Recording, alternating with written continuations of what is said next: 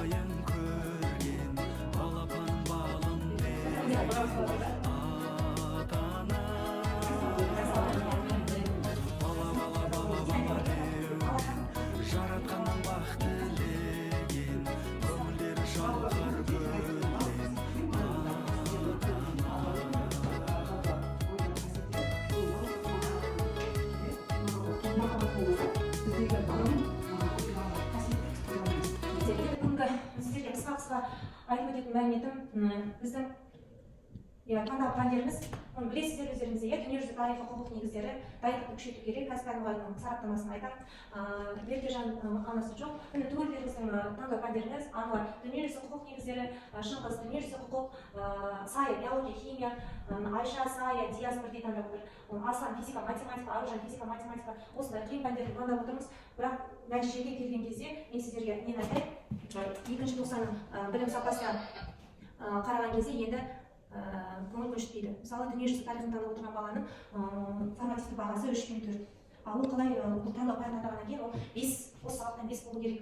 Физикада дәл солай, бірде 4 алады, бірде 5 алады, математикадан да дәл солай қиындық көп бізде. Осы таңдау пәндеріне көп мән берсеңіздер. Енді мен ойлаймын, оқу сауаттылығы өзімнің пәнім, менің пәнімнен 10 балл, сол 10 баллдың максимальный 10 балл, ең төменгісі 9 балл алуға тырысамыз деп. Өйткені ең оңай. Бірақ оңай болғанда да жаңа балалар қателесіп жатыр, таңдаған жоқ, қалған оқушылар енді таңдап жатыр әлі де. Ең алдымен мамандықтың беделі болу керек, жалақысы жақсы, қызығушылығы еңбек жағдайы, ол жұмыс таба ала ма осы мамандық бойынша. Біліктілікті арту мақсатындағы оқу, ата-аналардың ықыласымен таңдаған ма, әлде жұмыспен қамтамасыз ету мүмкіндігі қандай, осы дүниелерді ескерсеңіздер. Мысалы, физика, математиканы таңдап отырған бала бірнеше мамандықты қарай алады. Дәл солай биология, химия тек қана медицина емес, ол басқа мамандықты да таңдай алады. Ана ентіні таңдаған кезде, университетті таңдаған кезде сіз бірнеше университетті және бірнеше мамандықты таңдай аласыздар. Сол кезде оның мамандықтың беделіне, әрине қазіргі өмір жалақысына бәріне түгел назар аударуымыз керек. Енді қиындықтар мен қателіктер бірден жоғары мамандыққа бағыт беру немесе достардың қалмаушы мамандық таңдауынан бізде осы сұрақ бар. Өйткені бізде бірнеше оқушы дүниежүзі тарихын таңдап жатыр ма? Жарайды, дүниежүзі тарихына кете салады деген болмаған. Ол жауапкершілікпен табылатын дүние ғой. Өмір жағдай жетпей жаным, иә? Мынандай формула. Үйренгім келеді, үйрене аламын, үйрену керек. Үйрене аламын, өйткені мен қабілет-қарымым, талантым, денсаулығым осыған жетеді деген сияқты дүниені басшылыққа алса. География таңдағандар қандай мамандықты таңдай алады? Құқық және экономика, әлеуметтік жұмыс, география, кәсіптік білім, тұрмыстық қызмет, экономика, менеджмент, мен оқушы мысалы менеджментті таңдап отыр Тоғжан. Туризм, есеп және аудит, қаржы, мемлекеттік және жергілікті басқару, бұл да жаман емес. Тамаша мамандық қазіргі кезде. Маркетингті тамаша мамандық, оның жалақысы жақсы, 600-700 мың арасында, иә. Гидрометеорология өте жақсы мамандық, мамандар тапшы. Геодезия мен картография, өзіңізді отбасыңызда жұмыс істейтін адамдар бар, мұнда жалақысы енді жақсы. Су ресурстары сияқты мамандықтарды таңдауға болады. Биологияны таңдағандар тек қана медицина емес, мектепке дейінгі оқыту, педагогика, дефектология, биология, профилактикалық психология, экология. Енді сіздер білесіздер 4 кезең бойынша тапсырамыз. Ең бірінші біз қаңтар айында тапсырамыз, одан кейін наурызда тапсырамыз, одан кейін негізгі ұбт-ны тапсырамыз, сосын тамызда тапсырамыз. Сондықтан мына бірінші қаңтар айындағы ұбт бұл бізде ақылы ұбт. Бұл ұбт-да жеңілдік өте көп.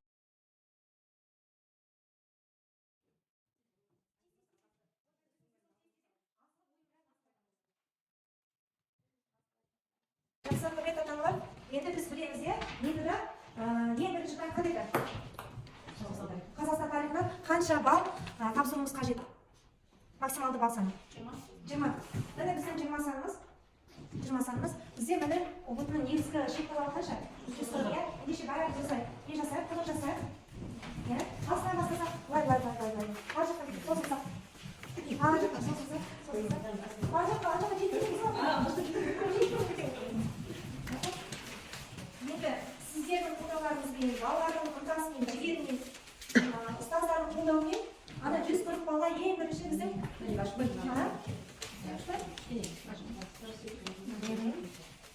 балға ең бірінші біздің 20 балымыз кетті Қазақстан тарихы. 20 балымыз ешқандай кедергіге ұшырамай, аман есен түсейік. 20 балды алдық деп есептеймін, аламыз деп сенемін. Келесі бізде екінші қандай? Оқу сабағында неше балл? Максималды 10 балл аламыз, ал кетсек. Максималды 10 балл. Ой, аламыз деп есептеймін, енді сенемін. 10 балымызда түстік. Келесі бізде қайта неше балл? 10 балл кеттік, ешқандай кедергі қоймай 10 балымызды аламыз. Енді құрметті ата-аналар, екі таңдау пәні бар. Сол екі таңдау пәнінен ең жоғарғы балл алу керек. Осы екі бұл салмақты ауырдық.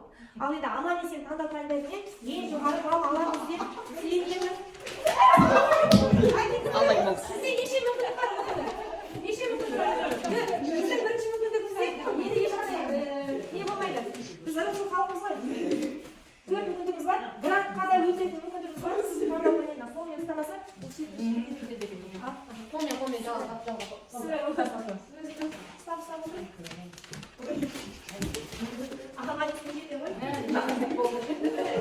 мен ойлаймын, осы 140 балл, 140 балл аламыз деп айтамыз. Қазір енді өзіңе және көршіңізге қандай тілектейсіз? Өзіңізге, өз балаңызға қандай тілектейсіз? Содан кейін сыныптас оқушыға, сыныптасымызға қандай тілектейміз? Мен енді барлық балаларға бірдей айтайын, мен еш баланы бөлмеймін. Осы 15 оқушының барлығы да өздері ойлаған мамандықтарына түсіп, өздері ойлаған ең жоғары деңгейдегі балды алсын деп тілеймін. Сіз өз балаңызға қандай тілектейсіз? Өз балама және оның сыныптастарына осы. Жоқ, адам айту керек дейді. Сіздің тілегіңізді айтыңыз, сіздің балаңыз қандай мамандық, қандай оқу орнында қандай балл алады? Мен Аслан енді ұшқыш мамандығын таңдап отыр. Өзі таңдаған мамандығына қиыншылығы түссін деп тілеймін. Сол мамандықты жақсы игеріп, білікті маман болсын, жақсы жерде қызмет етсін деп тілеймін. Және барлық оқушыларға жоғары балл алып, сәтті өтіп, қалған мамандықтарына түсіп, жарқын болашақ тілеймін. Болашақта жақсы болашақтар өте жарқын болсын. Менің қызым Сая медакадемияны таңдап отыр. Енді соған түсіп кетсе екен деп тілеймін. Аққалатты абзал жан болып аққалат киіп жүргенін көргім келеді, соны армандаймын. Сіздердің де балаларыңызға сәттілік тілеймін.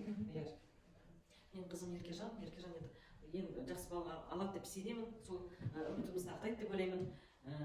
Осы өзі таңдаған оқуына түсіп, аман есен бітіріп, жақсы мамандық иесі болсын деймін. Осы жердегі балалардың барлығына соны тілеймін. Балалар шығыстың мамасымын. Ол тергеуші мамандығын таңдап отыр. Ұлыма енді сәттілік тілеймін. Оқуға жақсы балмен түсіп, енді басқа оқушыларға да сәттілік тілеймін. Түссін. Иә, түссін деп. Рахмет. Әумин. Мен Серқазы Аружан мамасымын. Саңғылаған қызыма ойлаған армандар бәрі орындалып. Қанша балаңыз еді? Сосын жарыс тапсырып, 140 баллдың бәрін алып шығып. Саңғылған денсаулығы мықты болсын. Бір жақсы мамандық иесі болсын. Барлық балаға сәттілік тілеймін. Мен Ануардың мамасымын. Ануарға тілерім ең бірінші менсін жақсы тапсырып 140 балл алады. Оны сенімдімін. Армандаған оқуына түседі. Сіздердің балаларыңызға да соны тілеймін. Мен балам Аділ. КМБ-ні таңдады. КМБ-дан қазір мен пен шығып тұрған бұрып отырмын басын. Мен балам жақсы тесттен балл алып, болашаққа алдыға деген өміріне дұрыс қадам жасап, дені сау болып, өзінің қалаған жұмысын істесе деп ойлаймын. Енді істейді. Бұйырса біздің немеміз бар, қолдауымызбен. Енді сіздердің балаларыңызға соны тілеймін. Енді бәріміз бір үйдің адамы сияқты Бірге кетеміз. иә, бір тесттен қорқып отырмыз енді. Балаларымыз енді саңғылаған жақсы бір оқуға түсіп, өзінің жарқын болашақтарына.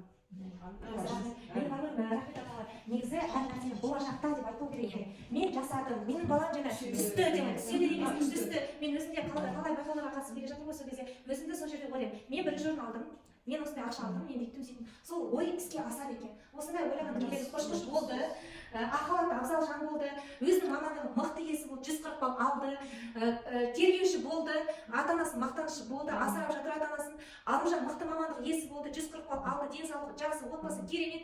Ануар 140 балды алды, өз мақсатына жетті, жоғарғы оқуына түсті, ата анасы мақтанышы болды. Әділім өзінің қалаған мамандығына түсті, оқуын жақсы оқыды. Мен ойлаймын, кәсіпкер болды, бір кәсібін ашты, ата анасын жақсы бақытты өмір сүріп жатыр деп есептеймін. Рахмет.